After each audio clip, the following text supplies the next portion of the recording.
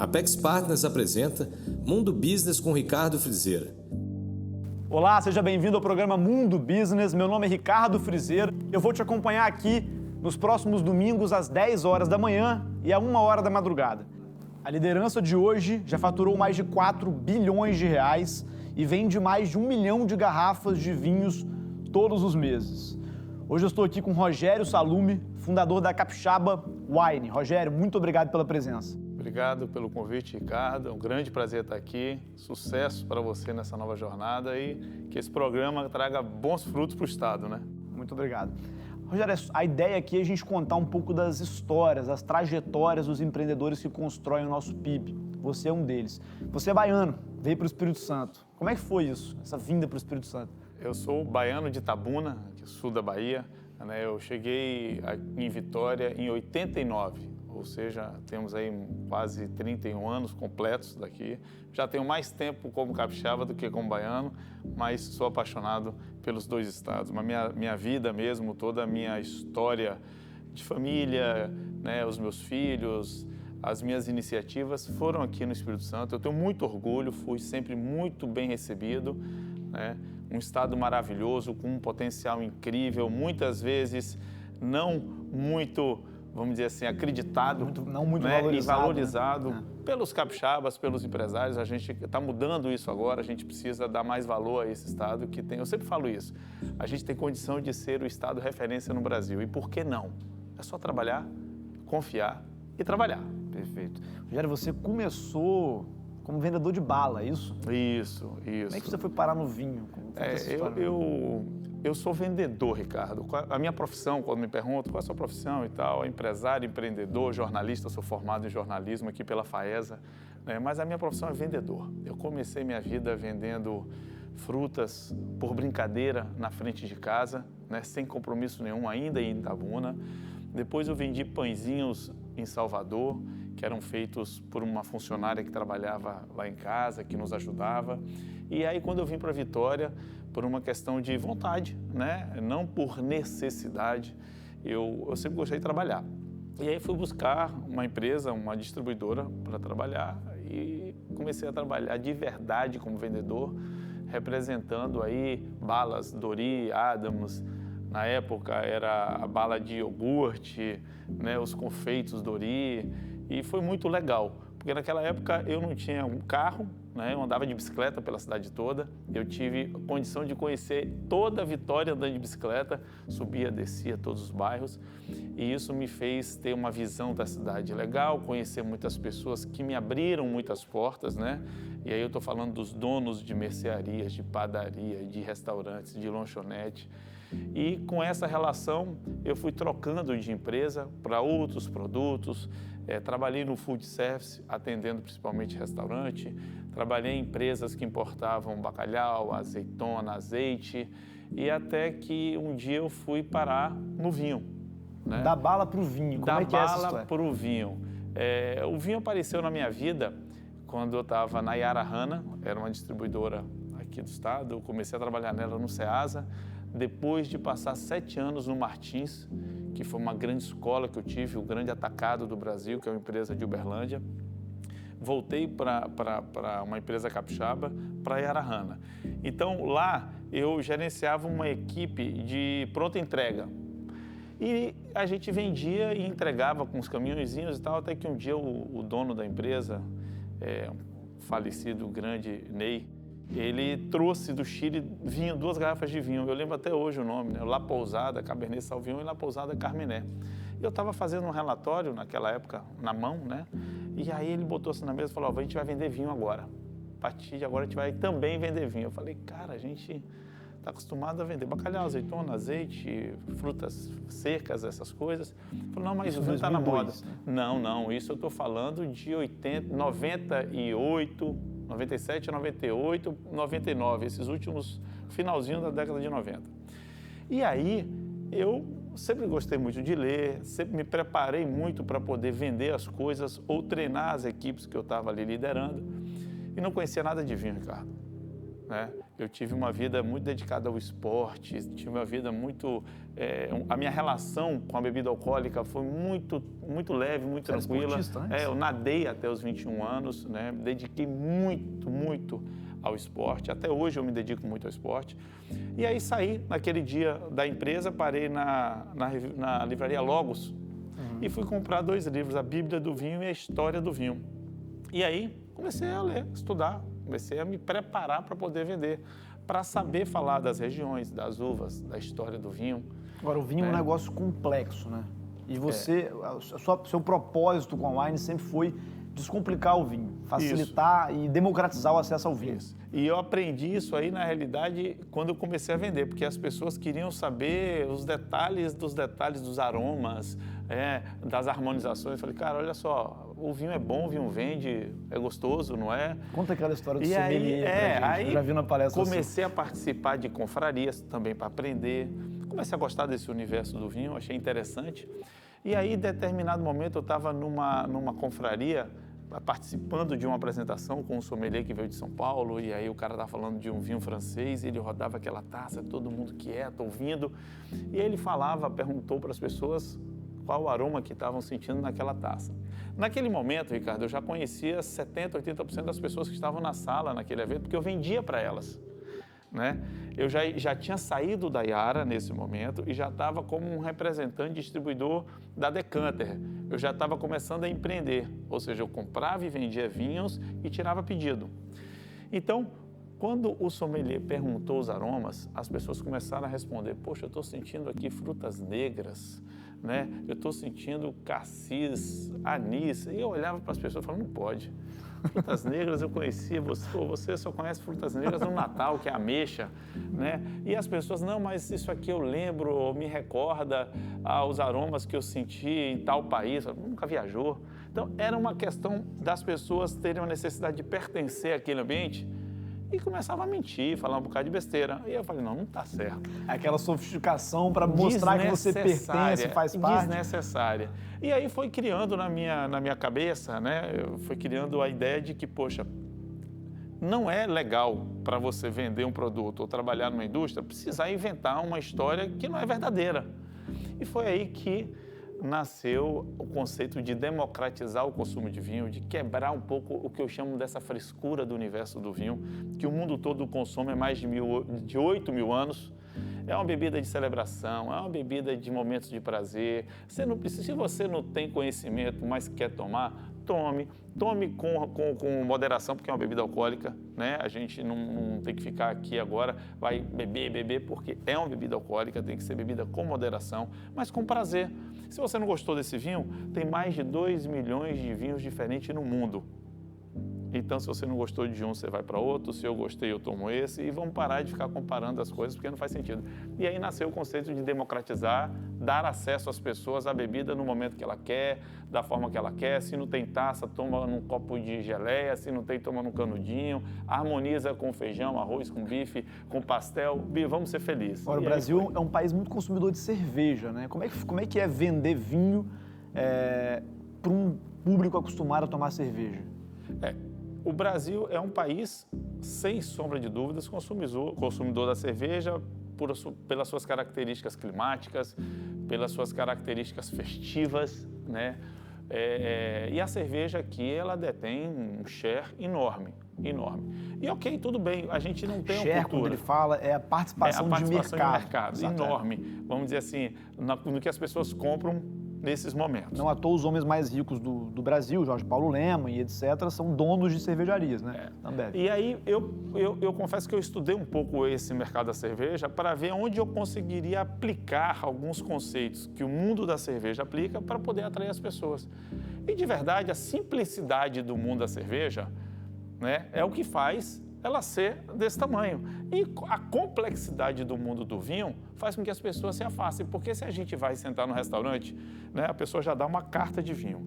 Aí você abre aquilo ali, vários países, várias uvas, e ninguém olha aquilo, está todo mundo olhando o preço do lado. Meu Deus do céu, como é caro. Aí fica ali passando o olho, procurando o melhor preço. Quando você faz uma comparação com a cerveja, você senta, você olha para o garçom, você olha para quem está atendendo, levanta e só faz assim. ou faz um sinal, a pessoa já entende, já vem com a cerveja, com o copo. É mais simples, é mais rápido, né? Tem menos barreiras. Então, poxa, se você fizer uma comparação com o momento de pedir uma cerveja e o momento de pedir o vinho, você demora 10 segundos, você demora 5 minutos. E aí a gente, entendendo isso aqui, fala, vamos quebrar essas barreiras. Então, vamos tomar um vinho mais simples, sem toda essa frescura que ele envolve.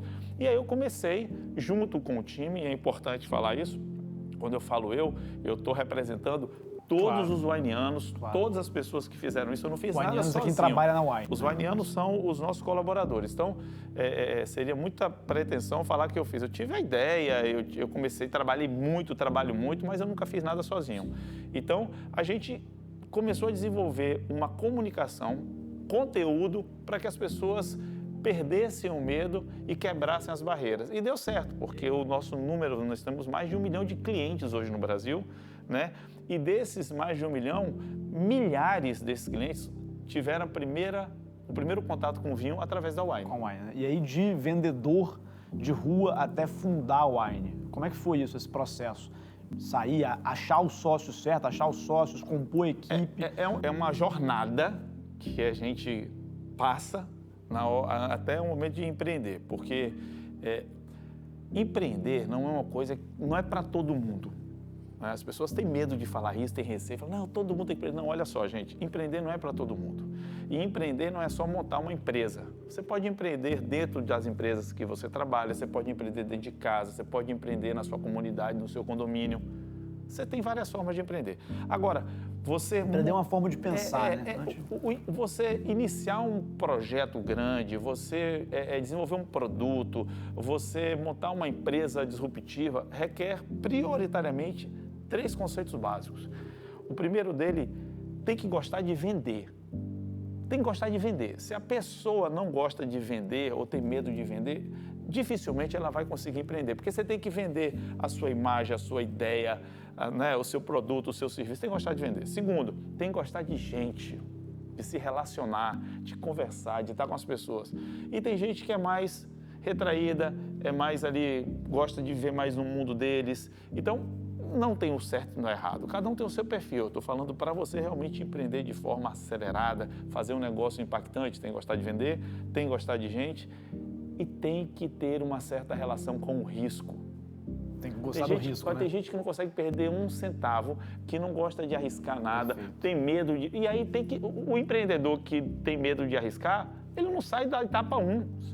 Porque você, quando vai fazer alguma coisa, você tem que ter na cabeça o seguinte, pode dar tudo errado, posso perder tudo, mas eu vou começar de novo porque eu acredito no meu sonho, eu acredito no meu projeto, ou vou aprender com o meu erro aqui e vou partir para uma outra, porque errar é a melhor forma de aprender.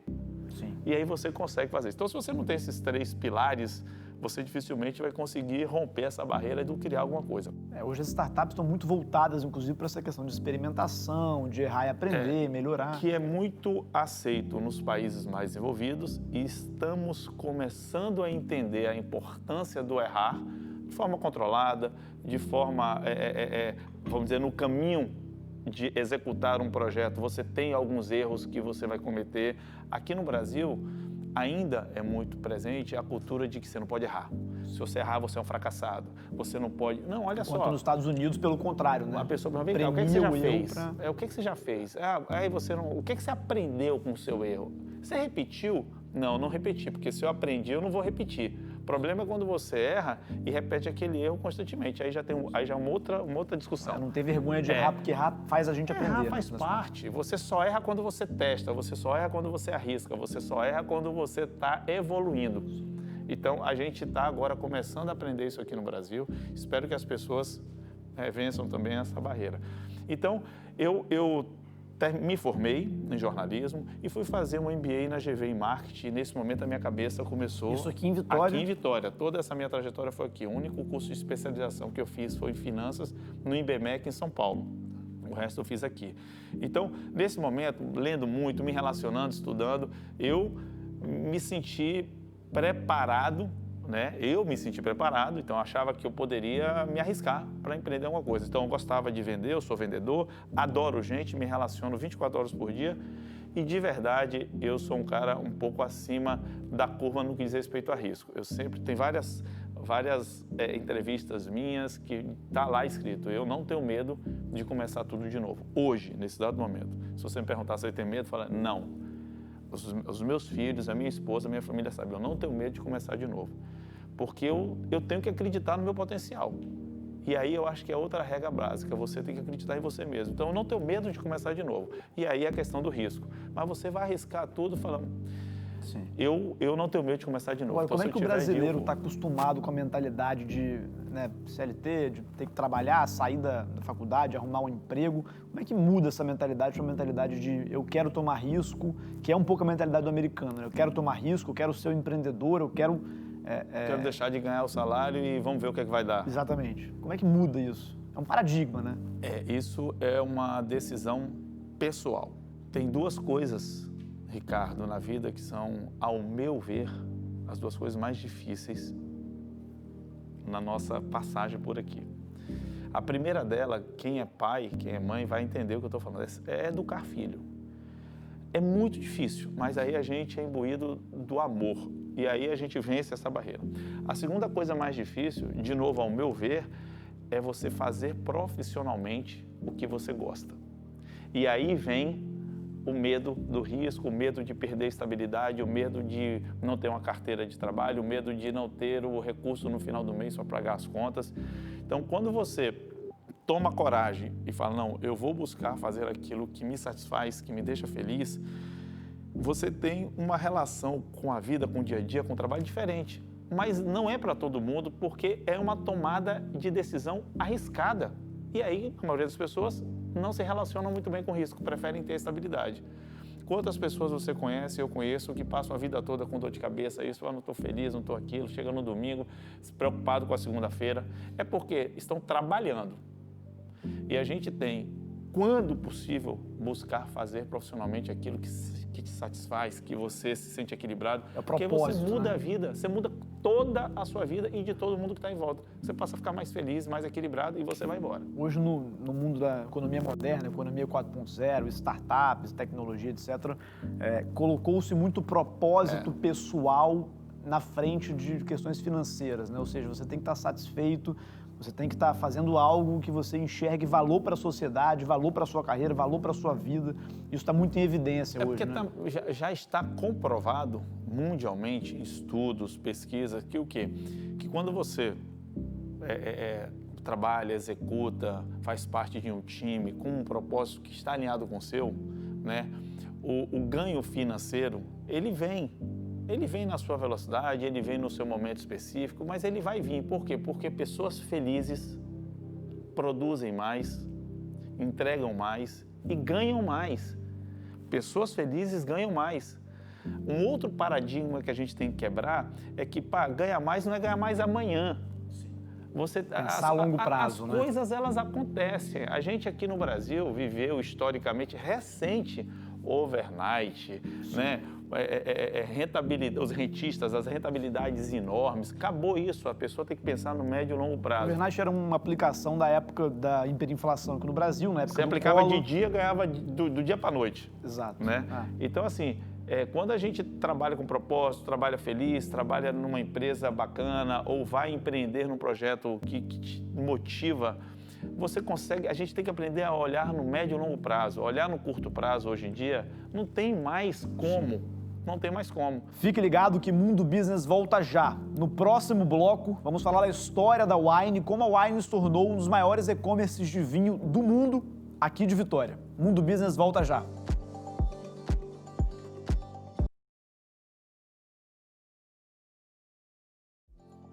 Estamos de volta a Mundo Business com Rogério Salume, fundador da Wine. Rogério, a Wine foi fundada em 2008, né? Como é que foi esse processo de fundação até uma das maiores empresas do setor no mundo? Então, Ricardo, são 12 anos de história da Wine. A operação começou em 2008, aqui no Espírito Santo. Mas, assim, historicamente, a gente está no mercado de vinhos, de e-commerce de vinhos desde 2004. Então tem que dar só uma volta, tem que voltar um pedacinho atrás. Em 2004 eu fundei a Estação do Vinho e até 2008 esta sim foi a primeira empresa, foi o primeiro e-commerce de vinhos do Brasil. Em 2008 a gente saiu... Estação do Vinho. A Estação do Vinho. Em 2008 a gente vendeu nossa participação na Estação do Vinho e nasceu a wine.com.br. E aí sim, quando a Wine nasceu, a gente já trouxe, obviamente, uma bagagem de conhecimento, né, de visão do que era o mercado, de conhecimento, e isso fez com que a gente tracionasse esse novo projeto de forma mais acelerada, mais robusta. E deu tudo certo, né? A Wine é uma empresa que cresce desde a sua fundação, a Wine é uma empresa que chega a todos os estados, todas as principais cidades do Brasil, como a gente já comentou, com mais de 1 milhão de clientes, mais de 200 mil sócios no nosso clube. É o maior clube de vinhos do mundo, né? Ano passado a gente entregou mais de 11 milhões de garrafas de vinho. Esse ano a gente já passou de garrafas por mês. Não, ano passado completo. Este ano por mês a gente já ultrapassou mais de 1 milhão de garrafas na média mensal, o que já traz um crescimento versus ano passado muito interessante. E é uma empresa que está ajudando, democratizando, dando acesso às pessoas a esse produto. E eu costumo brincar, mas brincar com aquele fundinho de verdade, que a gente trabalha para levar momentos de prazer e conectar pessoas. Eu acho que esse é a nossa missão. Você deu tudo certo, mas foram muitos desafios, né? Muitos desafios e muitos erros, muitos fracassos, né? Mas nunca desistimos de continuar o nosso trabalho, sabe, de realizar o nosso sonho, de entregar a nossa proposta de valor, de se relacionar de forma profunda e alinhada com o nosso cliente, com o nosso fornecedor, com o nosso investidor. Então tem muitos pilares que eu chamo da caixinha preta que fica lá dentro da companhia, que a gente não abre mão e que vai sempre, quando tem alguma dúvida, olha para ela, revisa aquilo lá e continua. Agora, você entrega vinho no Brasil inteiro, né? Como é que é esse processo de logística aqui no Brasil para distribuir vinho num país de dimensões continentais? Esse é o maior desafio de qualquer e-commerce no Brasil. Falando especificamente no Brasil, porque é claro para todo mundo que a gente não tem uma infraestrutura adequada, a gente não tem rodovias ainda no nível que precisamos ter, a gente não usa o modal ferroviário, a gente não sabe usar o modal hidroviário, né? Seja ele nos rios, seja ele de cabotagem na nossa costa. A gente não tem uma infraestrutura também portuária para fazer carga no Brasil. Ou seja, a gente está no processo de desenvolvimento de toda essa infraestrutura logística. São pioneiros numa operação de distribuição de vinho dessa escala aqui no Brasil. A gente começou isso, ninguém fazia isso antes da Wine, né? Tivemos que desenvolver e patentear uma embalagem, que é a Wine Box, que as pessoas chamam de caixa preta. Eu falo, olha só, caixinha ou caixa preta tem os concorrentes. A Wine tem a Wine Box, um produto patenteado que foi desenvolvido, pensado, registrado para poder levar o vinho à sua casa de forma segura e usando o modal aéreo, usando o modal terrestre, usando o modal que for. Porque o vinho quebrasse também, porque antigamente as pessoas costumavam mandar em caixa de madeira, né? Ou usar só o modal terrestre, os caminhões. E a gente começou muito forte usando os aviões para poder fazer chegar rápido a qualquer lugar do Brasil. Para isso, a gente teve que desenvolver uma embalagem. E esse foi um desafio que a gente conseguiu vencer e virou um diferencial competitivo da empresa no começo, porque ninguém, como era patenteado, ninguém podia ter esse tipo de embalagem. Agora, Rogério, a Wine é uma empresa de tecnologia, né? Um e-commerce, é digital, um negócio que já nasceu digital, basicamente. Os desafios de ter um negócio digital aqui no Brasil, de conseguir não só distribuir, mas também ter uma equipe de tecnologia, de programadores de qualidade, criando tecnologias adequadas. Como é que é isso? A gente falar de tecnologia hoje em dia é meio que chover no molhado, né? A tecnologia, muita coisa está aí disponível, muita coisa está sendo desenvolvida e muita coisa se desenvolve dentro de casa. Mas qualquer negócio hoje em dia que não tenha a tecnologia como um dos pilares de diferenciação de investimento vai ficar um pouco distante da realidade, porque a tecnologia ela está para ajudar, né? Ela não pode ser colocada de lado, porque ela facilita, ela te dá a condição de você ter informações mais precisas, de você tomar decisões na hora de fazer promoções, ações, de se relacionar, de se comunicar, de falar com o seu cliente, falar com o mercado. A gente tem aí várias coisas que são utilizadas por todas as empresas, com a Wine principalmente. A gente usa Big Data desde que nasceu, a gente tem um banco... Explica para o nosso telespectador o que é o Big Data. O Big Data, assim, nada mais é do que todas as informações que você adquire e acumula durante um tempo ali nos seus servidores, podendo ser analisadas, podendo ser estudadas para que você tome a decisão correta. É muito importante falar o seguinte, Ricardo, tecnologia sem gente não funciona. As pessoas têm medo de tecnologia ou acham que ela vai resolver tudo. Não é. A tecnologia não resolve tudo. O que resolve tudo são as pessoas. Gente motivada, gente preparada, gente que está estudando, gente que está se conectando, gente que está fazendo as coisas com prazer, carinho e amor, é que vai fazer a diferença, porque ela vai entender a tecnologia, ela vai entender o impacto da tecnologia naquilo que ela faz, ela vai ter mais tempo para poder pensar, criar, inovar e usando a tecnologia como uma ferramenta para te ajudar a fazer as boas entregas. Você fala muito dos Wineanos, né? Que é o seu time. Isso. Que é a nossa Como é que você enxerga isso? Essa cultura de time, de valorizar as pessoas? Olha só, não existe sucesso sem gente, não existe empresa sem gente, não existe tecnologia sem gente, não existe produto sem gente. Então, o nosso conceito, e aí parte muito da minha crença, é que gente feliz entrega resultados incríveis.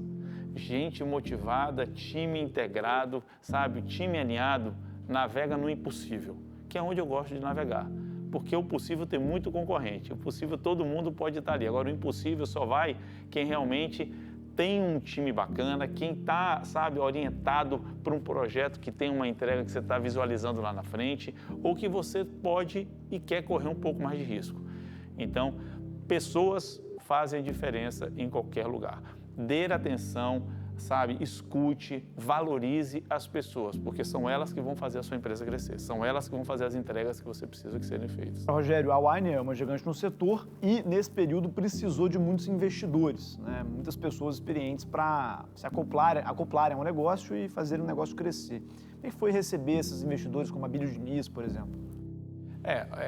A gente, quando vai crescendo, né, você vai precisando de recursos, de dinheiro para continuar investindo, para poder contratar mais pessoas, para poder fazer investimentos em centros de distribuição, em tecnologia, né, em logística.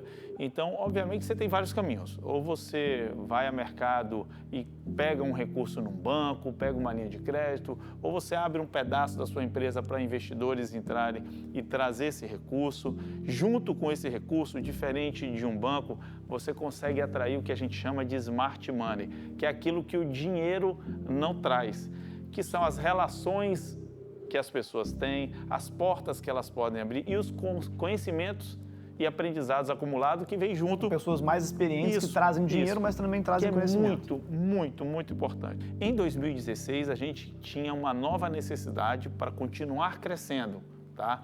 A gente tinha um projeto de levar a empresa para romper a barreira, como temos hoje, de faturamento, de expandir o nosso negócio.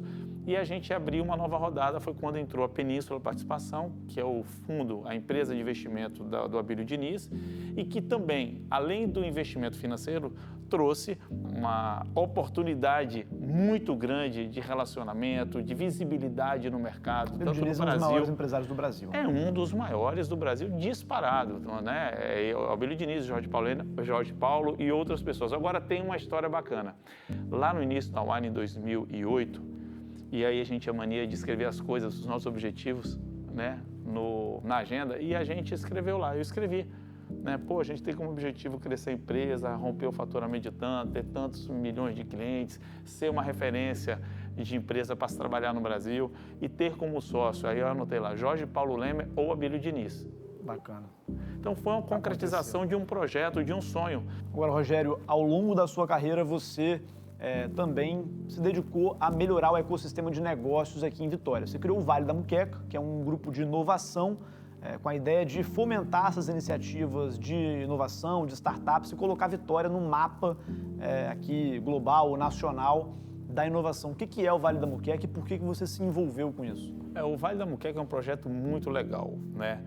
Na realidade, um grupo de empreendedores, de jovens empreendedores, a gente se uniu, né? A gente já vinha discutindo, poxa, a gente fala muito do Vale do Silício, a gente fala muito dos outros vales, o São Pedro Vale aqui em Belo Horizonte, a gente fala do Porto Digital lá no Nordeste, em Recife, várias coisas. São locais que fomentam a inovação, né? Que as pessoas têm, sabe, motivação, têm prazer em falar, são referências de inovação e atraem grandes empresas, grandes investimentos, porque ali você começa a ter um ecossistema, você começa a ter conexões que aparecem novas empresas, aparecem novos negócios, isso é muito legal.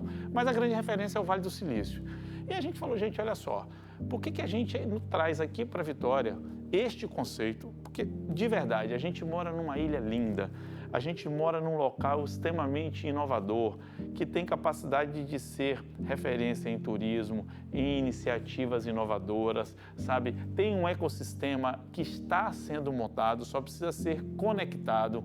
E aí nasceu o Vale da Muqueca com essa ideia de conectar, não é de ser o representante, mas de conectar todas essas frentes e mostrar que sim, é possível a gente transformar a Vitória, é possível a gente transformar essa região num local de referência para inovação, para investimento e de ser um local bom para se morar, né? De ser um local evoluído no que diz respeito às suas operações, ao seu transporte, à sua mobilidade, sabe, saúde, segurança, não que seja uma bandeira política, mas olha só, para atrair inovação, para as pessoas evitarem de morar em outros locais e quererem investir aqui, a gente precisa ter tudo isso funcionando. É muito ruim quando a gente capixaba, que conhece Vitória, chega em São Paulo e as pessoas perguntam, Vitória da Conquista?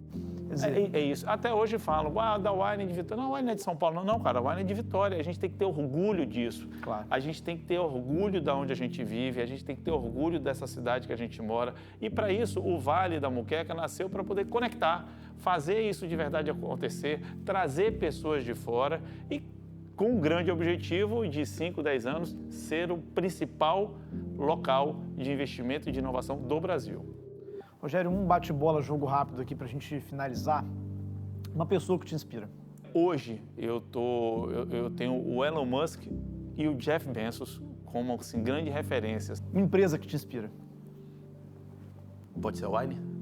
Pode ser a Wine é uma empresa que me inspira, que me motiva, que me traz alegrias incríveis. Um princípio não negociável. Ética. Não se negocia a ética. Ou você tem ou você não tem. O melhor investimento. O melhor investimento, fora meus filhos, são as relações com as pessoas. Esse é o melhor investimento, o relacionamento que você tem com as pessoas. O pior investimento? É não ter uma agenda organizada. Esse é o pior investimento de qualquer um. A virada de chave? A virada de chave na minha vida foi quando a minha primeira filha nasceu, a Vitória. Foi aí que eu mudei completamente a forma de pensar, de ver o mundo e de me ver como ser humano. Foi naquele momento que eu acho que eu bati o pé assim no chão e falei, agora é a vida que os nossos pais falam que a gente ia ter e que a gente nunca acredita que vai ter. Rogério, se você pudesse voltar atrás. Se eu pudesse voltar atrás, eu acelerava alguns projetos, né, que eu tinha em mente, valorizando mais ainda as pessoas e as ideias das pessoas. Um livro? Um livro que eu indico a todo mundo é Este Barco Também é Seu. É um livro de um almirante de mar e guerra americano, que ele conta como que ele mudou, né, a relação dentro de uma fragata de guerra americana. E aí você pode imaginar o conceito de militar e você tem uma pessoa que muda todo esse conceito para o relacionamento, para a verdade, para a transparência, para o time orientado para o sucesso daquela embarcação que mudou a história da Marinha Americana. É incrível e vale a pena para qualquer um. Você é um empreendedor muito experiente, que conseguiu fazer uma empresa que deu muito certo, é um case de sucesso aqui de Vitória.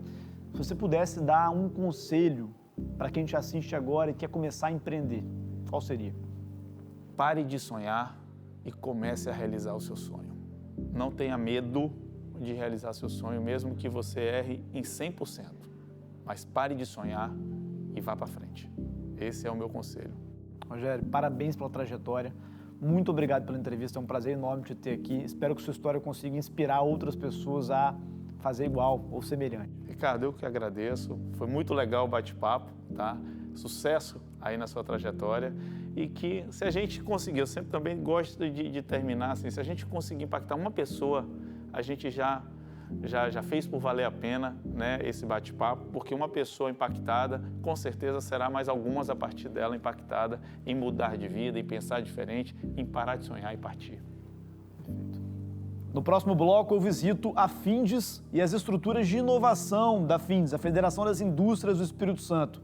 Findes Lab, Instituto Senai de Tecnologia, e converso com a presidente da Findes, Cristine Samorini. Não sai daí, Mundo Business volta já.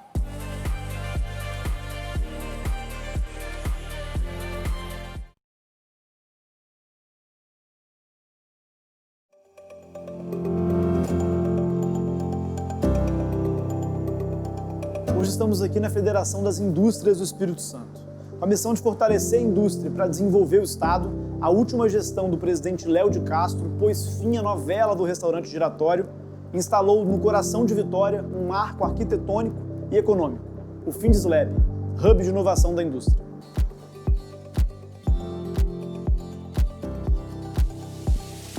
Agora, Cris Samorini, atual presidente, tem o desafio de coordenar um orçamento de 270 milhões de reais para continuar a transformação na federação e na indústria. Para isso, além do Findes Lab, lançou o Instituto Senai de Tecnologia para Eficiência Operacional. Hoje vamos conversar com 3 protagonistas da atual gestão da Findes. Cris Samorini, presidente, Matheus Simões, diretor regional do Senai, e Juliana Gavini, diretora de inovação e responsável pelo Findes Lab. Atual presidente do Sindicato das Indústrias Gráficas do Espírito Santo, Cristine Samorini tem 23 anos de história no associativismo empresarial capixaba.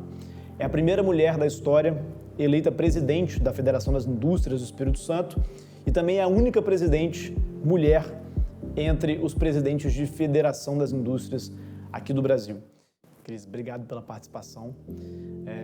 Desde a última gestão aqui da Findes, vocês propuseram algumas mudanças, né? Que mudanças são essas e quais são os princípios e valores que norteiam a sua gestão?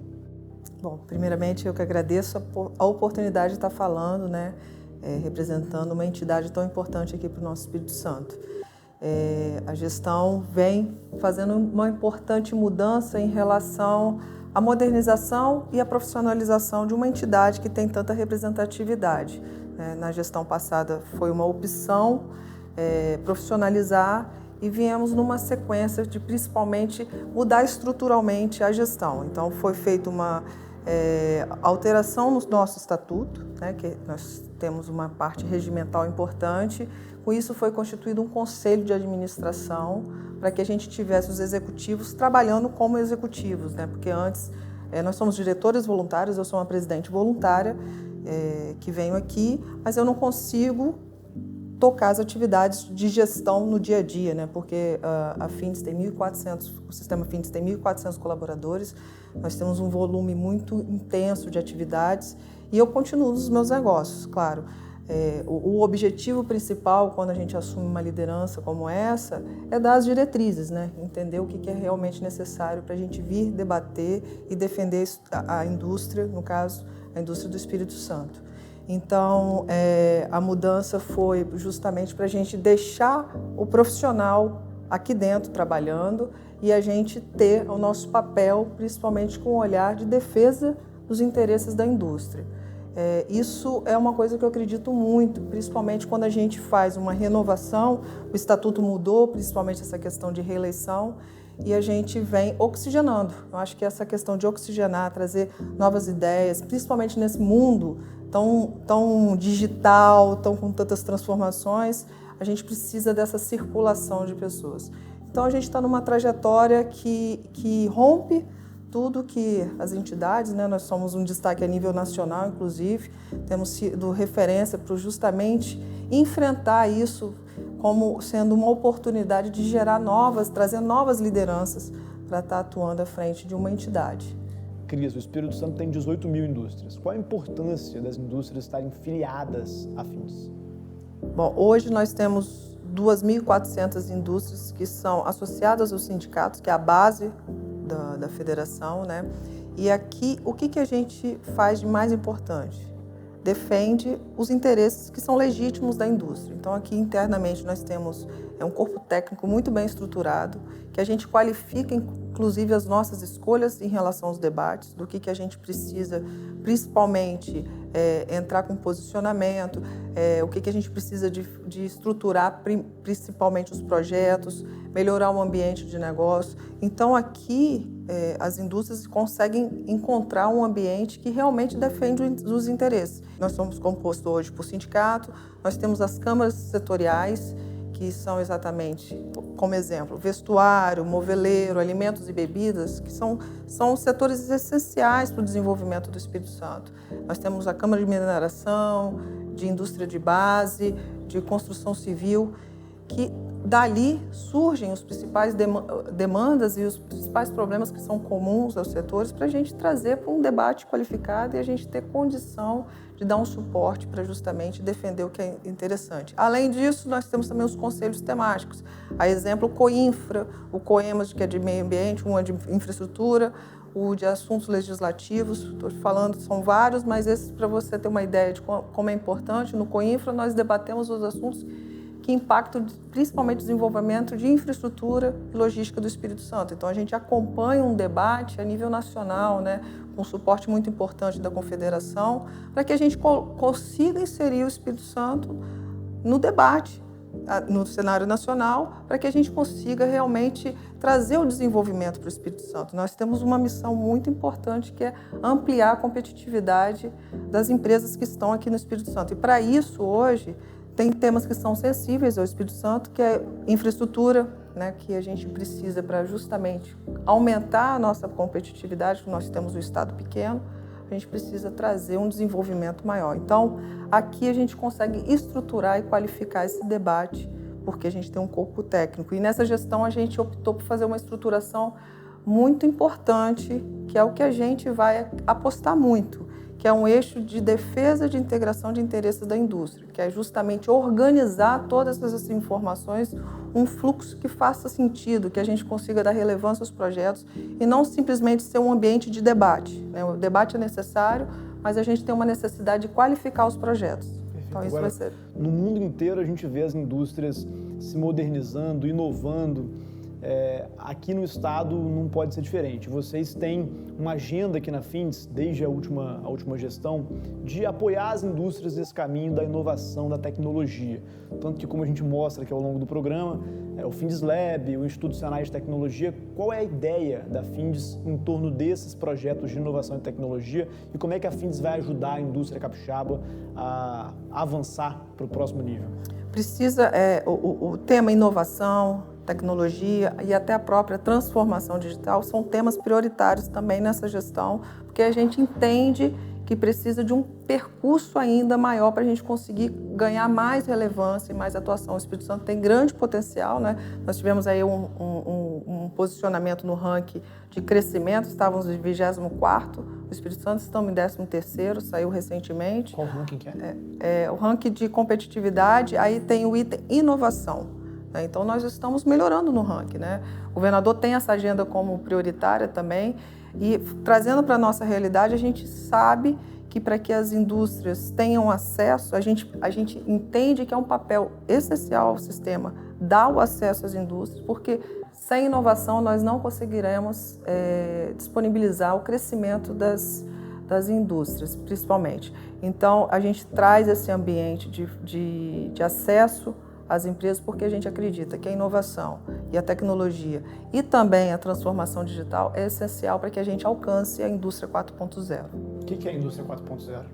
É uma indústria que você tem automação, que você tem tecnologia como a IoT, digitalização, você tem Big Data, você tem inteligência artificial, para que você tenha mais eficiência nos seus processos, né? Então, com isso, você realmente reduz seus custos, se torna mais competitivo, aumenta a produtividade, que é tudo que nós precisamos, né?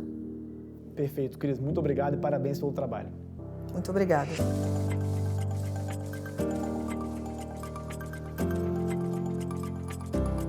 A Findes tem 39 sindicatos filiados que representam a indústria capixaba, responsável por 22% do PIB do estado, 350 mil empregos e 92% das exportações. A Findes se divide em eu, IDEIS, SESI, SENAI e SINDES, com foco para o SESI, Serviço Social da Indústria, maior rede de ensino privado do estado, e para o SENAI, Serviço Nacional de Aprendizagem Industrial, responsável por prestar consultoria às empresas e formar seus trabalhadores. Fazem parte do SENAI o FindesLab e o Instituto SENAI de Tecnologia e Eficiência Operacional, que vamos conhecer agora com o diretor regional do SENAI, Matheus Simões. Matheus, qual é o propósito do SENAI? O propósito do SENAI é transformar vidas para tornar a indústria mais competitiva. E do Instituto SENAI de Tecnologia? O Instituto SENAI de Tecnologia, ele traz um tipo de serviço diferenciado para a indústria, que são soluções em tecnologia e inovação para serem implementadas no chão de fábrica e tornar, então, a indústria mais competitiva, mais produtiva, mais eficiente. Como é que as empresas aqui da indústria capixaba ganham tendo um instituto como esse, Matheus? Aqui no Espírito Santo, nós escolhemos a veia da eficiência operacional. A eficiência operacional, ela impacta diretamente num ponto-chave das empresas, que é a produtividade. Produtividade é um grande desafio da indústria brasileira. O trabalhador americano produz 5 vezes mais do que um trabalhador brasileiro. Então, precisamos tratar com métodos, com tecnologias, com conhecimento, essa questão da produtividade. Por isso que o nome desse Instituto SENAI é Instituto SENAI de Tecnologia e Eficiência Operacional. Exatamente. Nós escolhemos a temática da eficiência operacional, porque ela vai direto na veia da produtividade, da eficiência, e aí em todos os aspectos, trazendo metodologias tradicionais como o próprio Lean, trabalhando questões de eficiência energética, sustentabilidade, economia circular, e ao mesmo tempo chegando também nessas questões mais disruptivas que nosso mundo vive hoje, de transformação digital, indústria 4.0. Então, a escolha, ela tem uma correlação direta com esse tema e além de ser um tema transversal, que atende todo o espectro setorial da indústria capixaba. Outra iniciativa conjunta do SENAI com a Findes é o FindesLab, o Hub de Inovação da Indústria. Para conversar sobre o FindesLab em específico, eu estou aqui com Juliana Gavini, que é diretora de Inovação e Tecnologia do SESI e do SENAI. Juliana, o FindesLab representa o ecossistema de inovação e tecnologia aqui em Vitória. Qual a importância da gente ter uma instituição como essa aqui? Pois é, o FindesLab de fato é um hub, Aqui a gente se propõe a conectar para promover a inovação na indústria. A gente costuma dizer que nós somos uma porta aberta para quem quer inovar. Se você tiver alguma necessidade, está com dúvida no processo, por onde eu começo, vem no FindesLab, procura a gente, seja aqui fisicamente, na nossa nave espacial, aqui na Reta da Penha, mas também pelas nossas redes sociais e também pelo nosso site, findeslab.com.br, e vai saber o caminho para se conectar com a gente. O FindesLab ele representa o ecossistema de inovação aqui do Espírito Santo, não só como um ícone arquitetônico, mas também como um ícone da economia capixaba. Qual a importância de ter um hub desse aqui em Vitória? Pois é, a gente entende e fica muito feliz, FindesLab completando 1 ano de vida, o quanto que o ecossistema de inovação, o quanto a sociedade capixaba, o quanto as empresas capixabas receberam bem o FindesLab. O FindesLab conseguiu se conectar nessa rede e cumprir o seu papel, vem cumprindo o seu papel de posição para articular juntamente com todos os atores que compõem esse ecossistema. E ecossistema é de fato uma palavra que é emprestada da biologia, e o conceito é justamente esse, buscar o equilíbrio, onde cada parceiro com o seu papel, cumprindo o seu papel. Aqui a gente tem as universidades, a gente tem as incubadoras, as aceleradoras, as empresas, as startups, os hubs, como nós, que nós compomos essa rede e a gente só funciona, o Estado vai crescer por meio da inovação, de fato, se todo mundo puder contribuir. Então, o FindesLab conecta a indústria com startups, empresas em estágio inicial, com projetos inovadores, na proposta de resolver e trazer soluções para essas indústrias, é isso? É isso. Isso é uma das nossas ações aqui. A gente apoia diversas frentes dentro do contexto da inovação. Se você, como empresa, quer desenvolver um projeto, a gente te ajuda aqui. Mas se você, como indústria, tem uma dor, tem um desafio e você quer buscar se conectar com quem soluciona junto com você, esse também é um caminho extremamente saudável, que é o caminho da inovação aberta. Então aqui a gente entende que a inovação aberta, ela ajuda a promover o empreendedorismo. Então eu conecto, nós temos grandes empresas no nosso estado, grandes empresas, grandes desafios e grandes oportunidades. Promovem a inovação, promovem o empreendedorismo e fortalecem esse núcleo do que a gente chama de nova economia, né? Uma economia baseada em tecnologia, baseada nessa evolução de empresas mais ágeis, inovadoras, que são aí as nossas startups. E é importante citar que a mobilização capixaba pela inovação, que é esse movimento de engajamento e alinhamento entre vários atores do ecossistema, ela tem uma meta muito significativa em relação a esse caminho. Nós temos 3 metas importantes. E uma delas é justamente que em 10 anos a gente tenha 1.000 startups aqui no nosso estado. Então, todo mundo coloca o Espírito Santo no mapa da inovação no Brasil também, né? De fato. A gente precisa, de fato, fortalecer essa dinâmica para que a gente consiga cumprir essa meta no futuro. Um ambiente com muitas startups é um ambiente saudável para a inovação. Esse conceito de startups, a gente fala muito aqui no programa e a gente não parou para explicar isso no detalhe. Você quer que eu Fala melhor para o nosso telespectador o que é uma startup. Tá bom. O que é uma startup, né? Uma startup é uma empresa baseada em inovação e tecnologia. As startups de base tecnológica, que são principalmente as startups que a gente trabalha aqui, são empresas que têm uma dinâmica mais ágil, elas são mais rápidas, geralmente elas têm um ciclo de desenvolvimento muito forte baseado em tecnologia. E muitas delas utilizam conceitos ligados a organizações exponenciais, que usam a tecnologia como meio de ganhar impacto e principalmente escala. Uma startup está sempre com o olhar do ganho de escala, a capacidade de tornar o seu negócio um negócio de grande abrangência. Perfeito. Juliana, mostra pra gente um exemplo do que o FinzLab faz na prática. Então, a gente consegue dar apoio a vários tipos de projetos de inovação. Vou citar um caso, por exemplo, de uma pequena empresa. Ela procurou a gente porque o processo dela gerava uma grande quantidade de resíduo que ela não sabia exatamente o que fazer com ele. Então, essa empresa, que aproveitava o material de interesse dela, pensou como solucionar e como eu transformo esse resíduo em algo que gere valor e resultado para mim. Existe o caso, por exemplo, de uma empresa de suco de laranja. Ela usa o suco e precisa aproveitar de alguma forma o bagaço, né, o que sobra, né, ali desse material. E ela pode desenvolver, por exemplo, com o nosso apoio, uma biomassa para gerar energia, um material tipo fertilizante. Então, é possível gerar várias aplicações. Claro que com muito estudo, entendendo como isso funciona, prototipando, testando e validando que é esse novo produto que vai gerar valor efetivamente para ela. O bagaço da laranja, vocês dão uma finalidade para esse bagaço, para ele ter valor também na cadeia.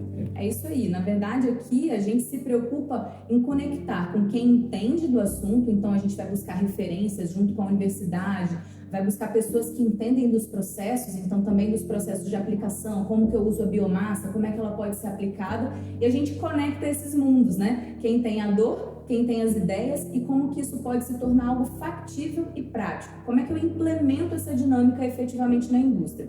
Então, esse é um fluxo de inovação, né? É preciso ter a demanda clara, efetiva, mas eu tenho que ter toda uma fundamentação para buscar as aplicações necessárias e, a partir dessas aplicações, garantir que elas tenham sistemática e consigam ser produzidas, né? Gerando resultado efetivo, e aí sim a gente caracteriza como inovação. Tem algum outro caso que você gosta de falar aqui? Então, a gente tem vários exemplos, né? Eu gosto de citar um exemplo muito interessante porque fala da qualidade de vida das pessoas, né? Uma atividade industrial que exigia muito ergonomicamente do operador.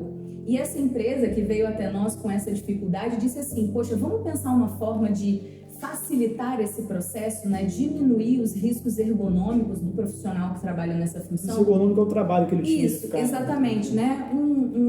Uma questão da postura, né? Da dificuldade de pega, da dificuldade de movimentação de carga. Então, essa empresa trouxe esse desafio pra gente e a gente desenvolveu junto com eles um dispositivo, parece uma garra, que ajuda a movimentar e faz com que o trabalhador não tenha o esforço físico. Ele simplesmente usa um equipamento para fazer essa movimentação, ou seja, eu consegui melhorar a qualidade de vida desse trabalhador usando um equipamento, usando tecnologia, usando a inteligência necessária para desenvolver um novo aparato para entrar ali naquele processo produtivo. Perfeito. Juliana, para quem quer fazer parte aqui do Hub, tem como?